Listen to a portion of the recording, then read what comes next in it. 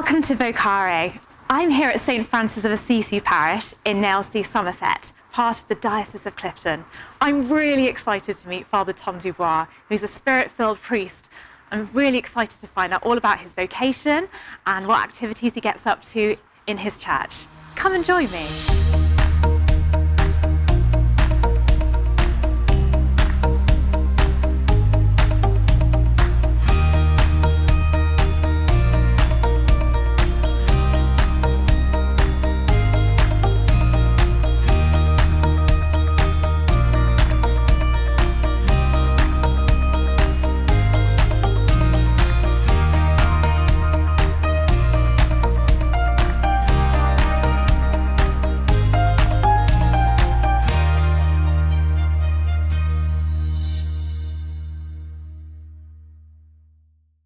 Hi, Father. Welcome to VOCARE. Can you just begin by telling us a little bit about yourself? Sure. So I'm Father Tom Dubois, and I'm the parish priest here at St Francis of Assisi in Nailsea and St Joseph's in Portishead. And I feel enormously blessed to be here. I've been here nearly 5 years now. And yeah, I feel really, really grateful to be parish priest of these parishes. Fantastic. And can we just sort of discuss how you got to be parish priest here, just about your life in general? Can you tell us a little bit about your childhood?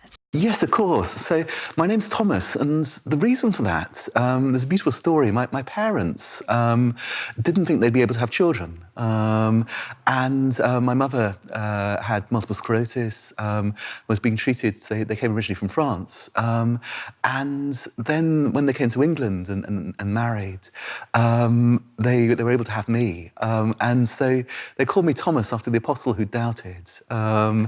And yeah, that joy they had of having me, and then gave me the middle name Emmanuel. God is with us, because they had such a deep joy at having me and a real sense of God's presence in their lives.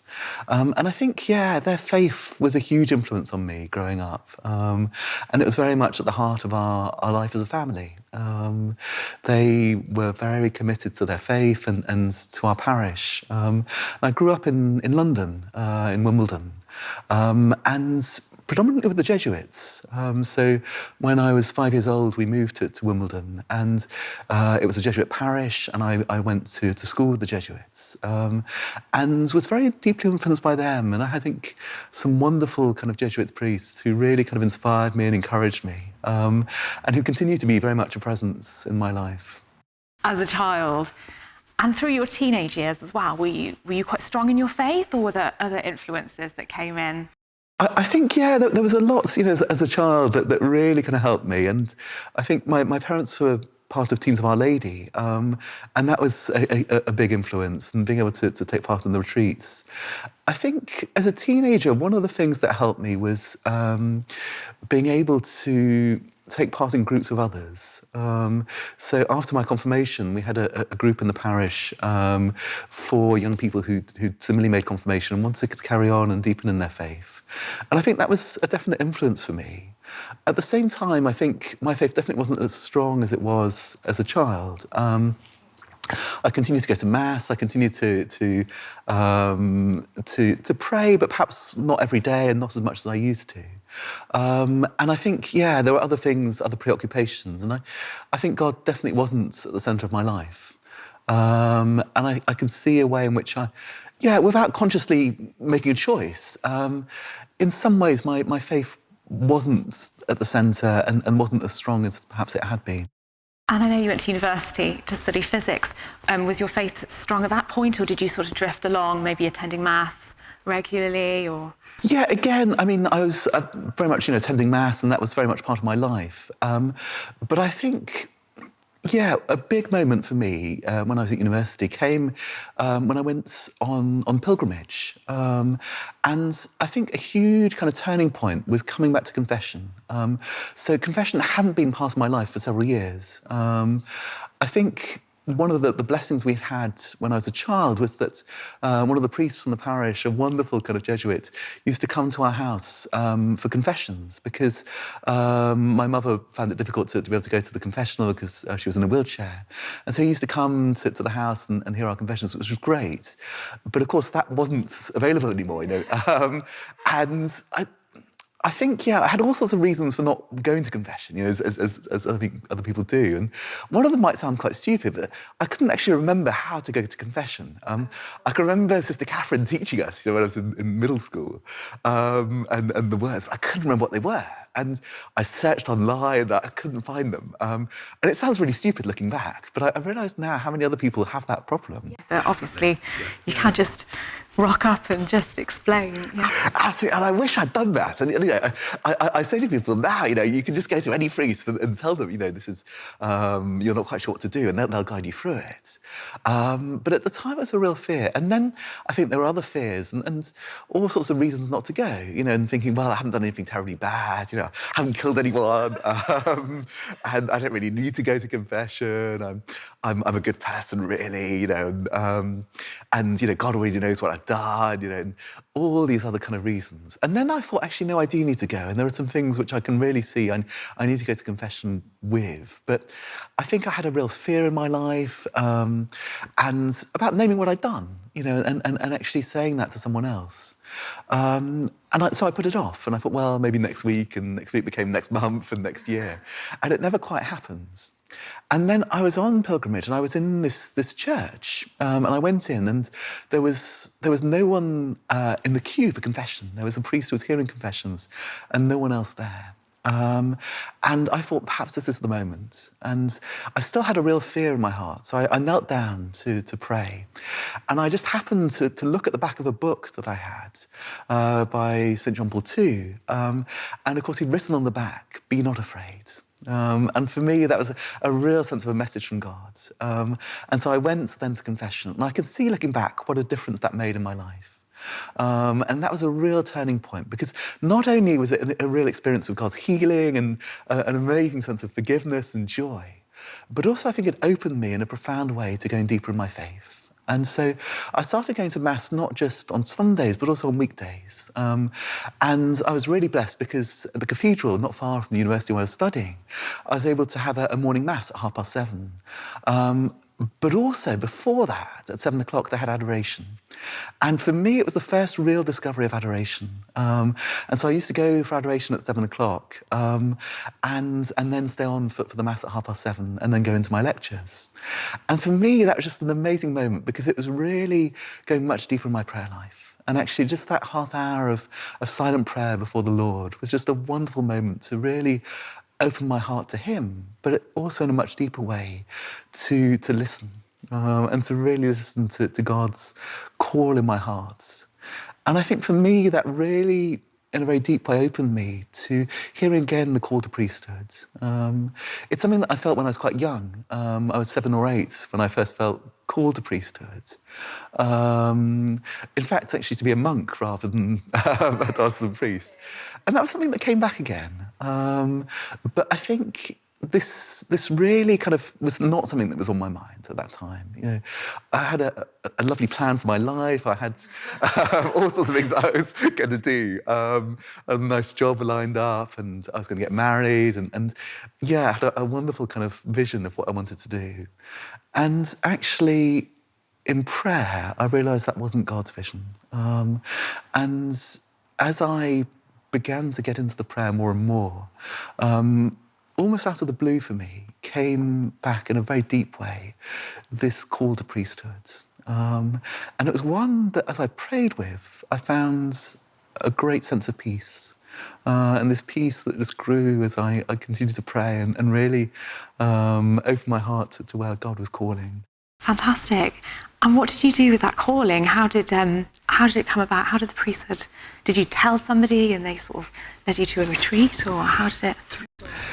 To be honest, I didn't tell anyone. And I had a real kind of, and I can see now, I wish I had, and had been talking to others and had that support from others, because I think it's one of the great graces we have in our diocese. We have a Vianney group for discerners and a wonderful opportunity for people to come together and to pray and to share.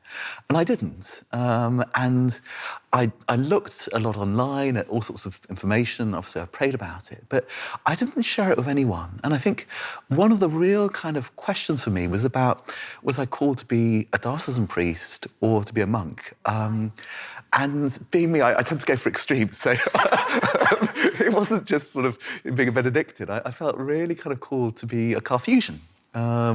Which is one of the most silent orders in the church. And you only speak once a week.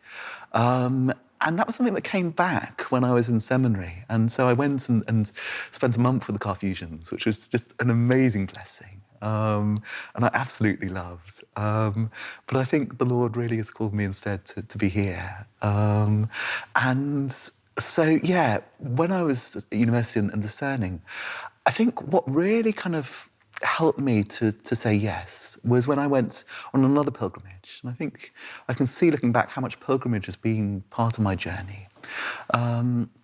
This pilgrimage was to Walsingham. There's a wonderful pilgrimage that you may have come across called Student Cross, which walks to Walsingham every year.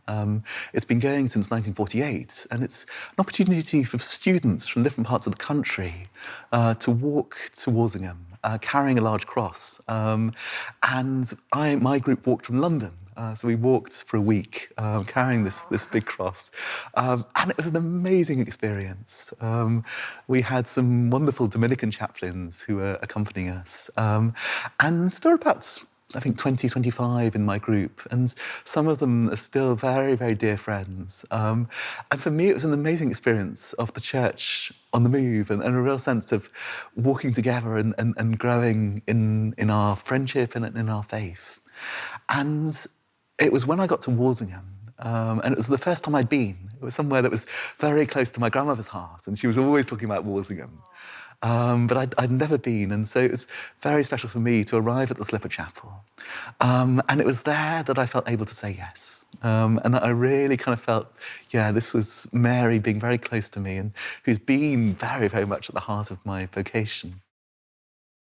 And there I said yes to priesthood, and I spoke about it for the very first time to anyone else. The first time I'd ever kind of shared that sense of calling to one of the Dominicans, Father David Goodhill, who was really helpful. And then from there, I decided to write to the local vocations director here in the Clifton Diocese, where I was studying.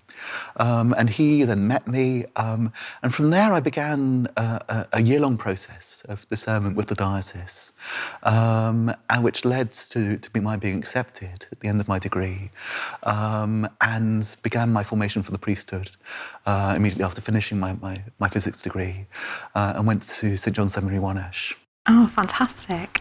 And when you were at seminary, was there any priest there, any bishop who really sort of inspired you? Can you share a favourite? Yeah, it's difficult to choose one because there have been so many who've been with me on that journey. And I think, looking back, I'm so grateful for all the wonderful priests who've inspired me. I think one in particular that I was really blessed with was in my 4th year at seminary. At Wonersh, we spent a whole year in a parish.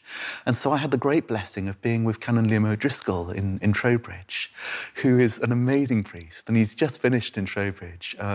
He's been there since 1990. Wow, yeah. And just an amazing presence and priest.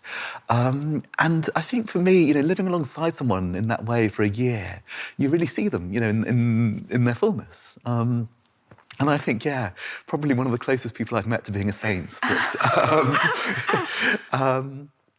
I think one of the things that deeply touched me about him was the way in which every day, whatever happened, he would be in the church praying at 6 o'clock. And he might have been out in the hospital for half the night, but you knew that he would be there, and he would be there praying. That's great discipline. Totally. And I think you could see how much Jesus was at the heart of his life. And it quite amused me, when I was helping him set up an account online for something, and he was asked to list any hobbies that he had. And what did he say? Prayer, which I thought was just wonderful. But you could see how much that was at the heart of his ministry, and that deep kind of sense of God's presence that he brought everywhere he went. A very pastoral priest who knew everyone, who shared their joys, their sufferings, who was so close to people. A man of such energy, and he's, I think, in his later 70s now. He never walks anywhere, he runs. He'll run down the road, and that real sense of apostolic fervour and joy. And I think for me, what a wonderful witness. And so, as you probably know, when you're ordained a priest, you get to choose another priest who puts on you your priestly vestments. And the obvious choice for me was Canon Liam. Of course. And there's a wonderful sense for me of receiving something of his charism, receiving something of his priesthood in a beautiful sense that day. Fantastic. And have you got any favourite saints at all that you pray to and inspire you? Yes, I mean, so many. When I was being ordained a deacon, of course, in the Litany of the Saints, you're allowed to add some of the saints who are particularly close to you.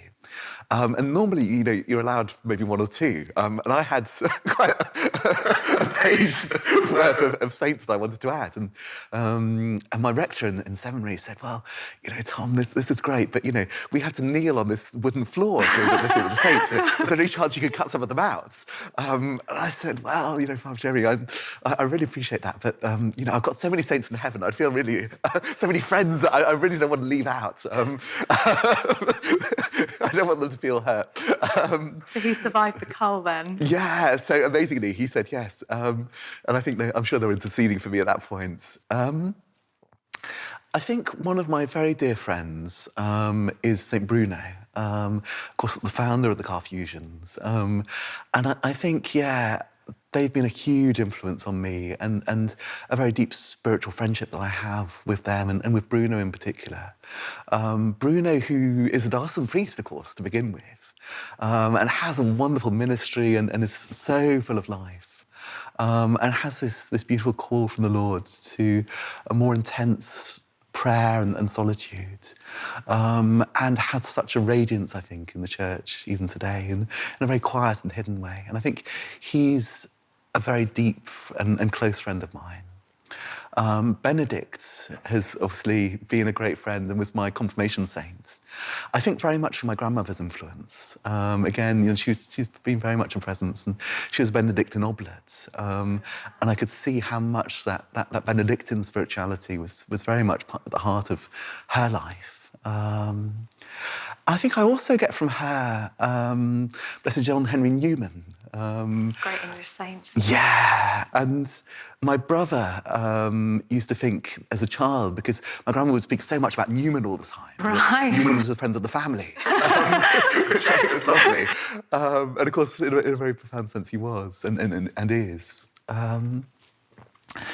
I think St. Ignatius, because he's been, through the Jesuit kind of connection, a great friend. And I think one of the ministries that I'm very involved in is spiritual direction. So I do quite a lot of spiritual direction. And I'm just starting running a course informing people in spiritual direction for our diocese, which is really exciting. So we're beginning that in a couple of weeks' time, and we've got a mixture of both priests and deacons and lay people from the diocese who are being formed in that ministry of spiritual direction, which is going to be a great, great gift. And I think St. Ignatius, who's a very dear friend in that ministry. Oh, wow. And now you're parish priest here at St. Francis and also at St. Joseph. Do those saints really inspire you too and help you sort of lead the churches here in Somerset? Very much. I think St. Joseph has been a very dear friend for a long time. And I think he has a particular kind of friendship for us as priests because, of course, he is called to be father in the Holy Family. But he's also the only one in the Holy Family who's a sinner. And I think he has a great kind of friendship with us and helps us, in our humanity, in the ways in which, we need the grace constantly. in our limitations, in all the ways in which we need to be listening more deeply to the Lord. I think St. Joseph is very close to us as priests, and I think he's been a very close friend to me in that. And St. Francis, you know, I've always had a liking for, but he's become much closer as a friend, really, since I've been here. Both of my parishes were founded by the Franciscans, the conventuals in Portishead and the OFMs here. And I think you really feel Francis's presence. And I think he's been someone I've discovered in a much deeper way. I mean, I think so often he's undervalued, you know, and he's seen as, you know, a cuddly figure who's friendly and likes animals, you know, and that's about as far as people go. I think I've discovered something very rich in his spirituality, in his real total focus on Christ, and that beautiful way in which he cuts right to the chase and draws me and I think the parishes to a very deep reliance on the Lord. And it's something that, you know, I've started taking the parish on pilgrimage to places like Assisi, and that real kind of closeness to Francis that you feel there. So he's, become very much more of a friend since I've been here. Amazing. I saw on your website you've got a great motto, it's called to be a people of God. I was wondering how you help live out that mission, what activities you have, or what groups you have at both churches here. Yeah, so we've got some really exciting groups. In fact, we started a new one this morning. Oh, wow. Which is wonderful, which is for men. So we're running it in both parishes. We started this morning at St. Joseph's in Portishead, and then tomorrow morning we'll be meeting at St. Francis. And the idea is that we meet once a week from 6 o'clock till 7:30 in the morning. Because that's a good time for men. I think they like a challenge, you know, and beginning early in the morning before they go off to work. And the idea is that we have breakfast together, we have some input, and then we have small group sharing. And it's been fantastic. We had such a good response. One of the guys this morning said, you know, he thought that time in the morning, no problem at all getting a space in the car park. And he found he had to park all the way up the road, meters away, because there were so many men who wanted to come to this. And it's great because I think it's an opportunity for them to grow in their faith, and to have something that's really targeted at them as men, particularly as fathers. You know, we have a lot of younger men coming to the programme, who are bringing up children and really looking to grow in their own faith, but also in leading their families in their faith. And I think, that's really exciting for us. Of course, we're not just about men. We have some wonderful groups starting for women. We have a lovely women's discipleship group that's just about to begin. We have some lovely groups for children and for teenagers, about leading them in discipleship. And I think one of the lovely things is the different generations that we have here, and the way in which they nourish and nurture each other. And you can see generations really kind of growing together. And one of our discipleship group for teenagers, that's one of the facilitators for that is 85. And she's phenomenal. You never know. You know, she told me she's 85. I'm like, oh gosh, because she's so alive, and really you see her faith, you know, nourishing the next generation, which is wonderful. We always hear about a vocations crisis in the West. What ideas do you have for bringing more men into the priesthood and bringing more people in general into sort of vocation, into their vocations? I think, it's something that I have a real heart and passion for. And I think at the heart of it is the relationship with Christ, you know, because the more you get that, the more you're able to hear his voice. I think that's something that I experienced very deeply in my own life, and something that I have a real passion for introducing young people in a deeper way to listening to God's voice in their lives. So yesterday we had a great blessing that Andras, who's a young man who came to our parish last summer, really to hear God's voice more deeply in his own life. I think he had a sense of a call to priesthood, but wasn't quite sure and came to spend a couple of months with us. And so he began seminary yesterday. And what a blessing that is, you know, and you can really see, you know, it was here in this parish that he really heard and had that appeal confirmed. And I think, yeah, seeing him, you can see others who were kind of also asking themselves, where's God's call in my own life? And I've been really blessed seeing so many people who've been called to marriage, and people, you know, who've been called to religious life through the parish. And I think for me, part of it is about encounter.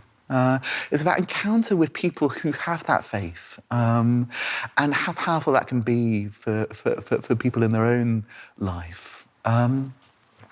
Something I have a passion for is introducing young people to contemplative religious, which they don't often have an opportunity for. No. So when I was in Salisbury, we always began our confirmation programme with a visit to the Isle of Wight. Wow. Which is a lovely kind of day out. And at the heart of that would be a visit to St. Cecilia's Abbey in Ryde. And the nuns would provide a big plate of biscuits, which would disappear instantly. And then we would go and talk to them. And of course, because they're enclosed, they'd be behind a screen. And they would show us a presentation on their life. And then the young people would be able to ask any questions that they had. And some of them very deep questions and some of them much lighter.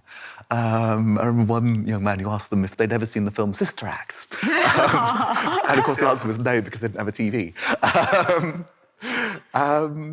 But you could see all of them really enjoyed it. But for one or two, that encounter was life-changing. Yes. And you could see young people who'd come to our confirmation programme, not necessarily because they had a personal faith for themselves. I would take anyone on. You know, I wouldn't have any prerequisites for joining the programme. And so you had young people who were coming predominantly to please a grandparent. You know, they weren't practising, their parents weren't practising, but they were coming along because a grandparent wanted them to be confirmed. And suddenly, through that encounter, they got faith. And they started coming to Mass every week.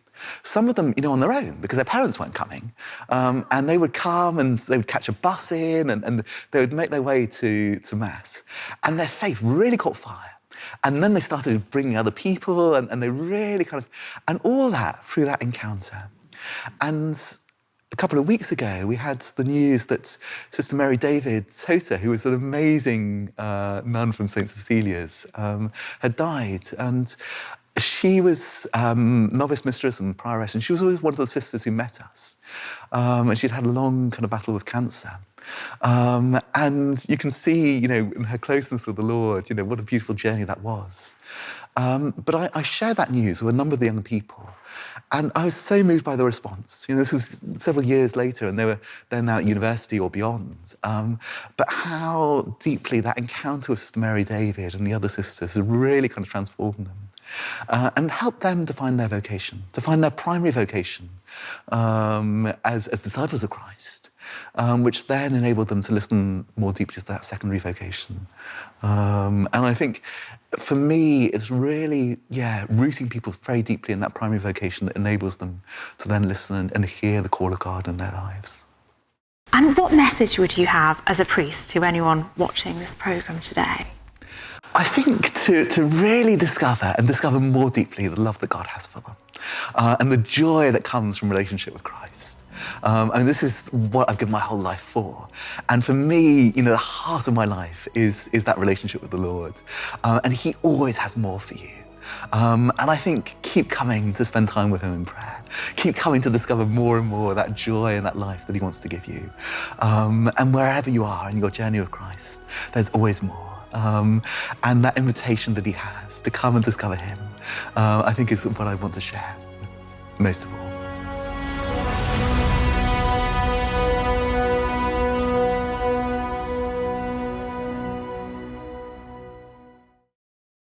I'm delighted to ask this prayer and blessing upon all who are watching through Shalom World TV.